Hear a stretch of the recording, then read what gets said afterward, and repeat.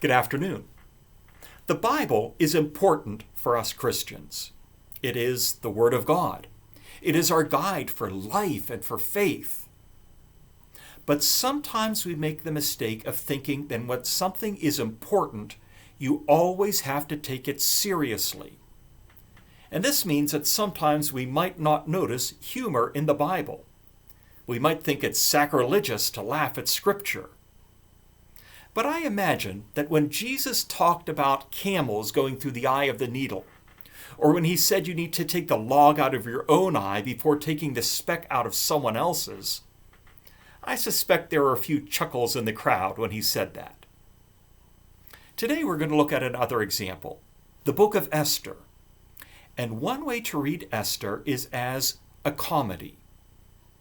The book of Esther starts with a party that the emperor of Persia throws for his nobles, and the party lasts for 6 months.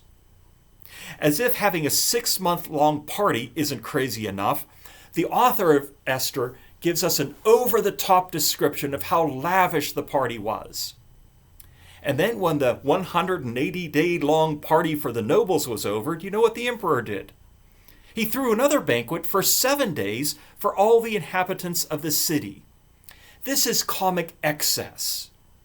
It's like that scene in the Blues Brothers movie, if you've ever seen it, where the police cars are chasing the Blues Brothers and there is this massive crash and pileup of the cars. There's a record 103 cars that were crashed in that movie. The emperor exudes wealth and power. But when he tells his wife to appear in front of him, she says no. This man, who is apparently the most powerful man in the world, couldn't even get his wife to do what he wanted her to do. And her offense was not just against him. Oh no. By not coming when he summoned her, she was offending all the husbands in the empire. Yeah, right. So, what does he do if she did this grave offense? Does he punish her? No, he simply replaces her. And how does he replace her? How does he find his new queen? Well, he doesn't look for a queen of noble birth, which, by the way, is what I think virtually every king or emperor in history has ever done. No, he decides to find a queen by throwing a beauty pageant. You can call it the Miss Persia contest. And then there is Haman. Every comedy has to have their villain. Haman is so self-centered that when he hears that the king wants to honor someone, he can't imagine that the king would want to honor anyone but himself. At one point in the story, everything is going Haman's way. Everything is good, except he noticed there's one man who would not bow when he walked by. And Haman became so obsessed with killing that man that he built a 75-foot tall pole to kill him on. But he didn't get the chance. Instead, the emperor made him parade through the city streets, proclaiming the king's pleasure for this man that Haman wanted to kill. With things like this going on in the book of Esther, it's impossible to take the king and the emperor and Haman seriously. We laugh at them because otherwise the terror that is to come in the story is too great. The story of Esther turns into a story of life and death. Haman, this ridiculous man whose ego gets tweaked so easily, he becomes so upset about this man who won't bow down to him that he doesn't just want to kill him, he wants to kill his entire race. He wants to kill all of the Jewish people in the kingdom. And suddenly, what is over-the-top comedy becomes deadly serious. As one Bible scholar puts it, we not only laugh until we cry, we laugh so we will not cry. Because there is nothing funny about genocide.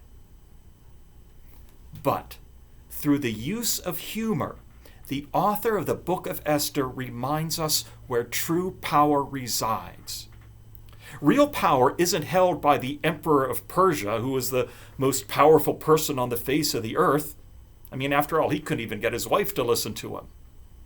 True power doesn't exist in the enemies of the Jewish people like Haman, who wanted to destroy them, because his anger is more like a 3-year-old's temper tantrum, and all of their plans get turned upside down on them.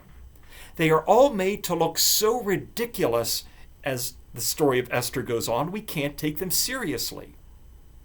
It's a bit like what Mel Brooks, who is Jewish, said about making a comedy movie about Adolf Hitler. He said, the only way to get even with anybody is to ridicule them. So the only real way I could get even with Hitler and company was to bring them down with laughter. And that's what the book of Esther does. By the end of the story, we know that true power rests in the hands of God, God who is operating behind the scenes. In fact, in the book of Esther, God is operating so far behind the scenes that he is not even mentioned throughout the entire book. And yet, God is the one who's calling all the shots, not the emperor, not Haman. God is the one who worked everything toward good for his people. Everything like having Esther become a queen so that she would be in the perfect position to advocate for her people. He's the one who turned Haman's murderous plots against himself. And he is the one who worked the vindication of the Jewish people so that the day that had been marked for their destruction became, as the book of Esther puts it, a time of happiness and joy, gladness and honor. So what's the point of all this for us? Well, there are times when the storm clouds of life grow dark overhead. And at times like that, it's good for us to get a fresh perspective. Don't take them so seriously. Psalm 2 tells us that the Lord laughs at the people who oppose him. They're nothing but a joke. And he lets us in on the joke. So watch. Watch for how God is at work behind the scenes where you can't see him. Watch for where God is taking our upside-down world and turning it right side up. Would you pray with me, please? Lord God, we truly are grateful for Scripture and all that we learn in it. And we're grateful for the story of Esther, the story that helps us know that we really don't need to take people so seriously after all. That all of the problems we face are laughable in comparison to your majesty, your glory, and your authority. So, Lord, give us hearts that are always looking to you and seeking the joy and the delight that we know you desire for us.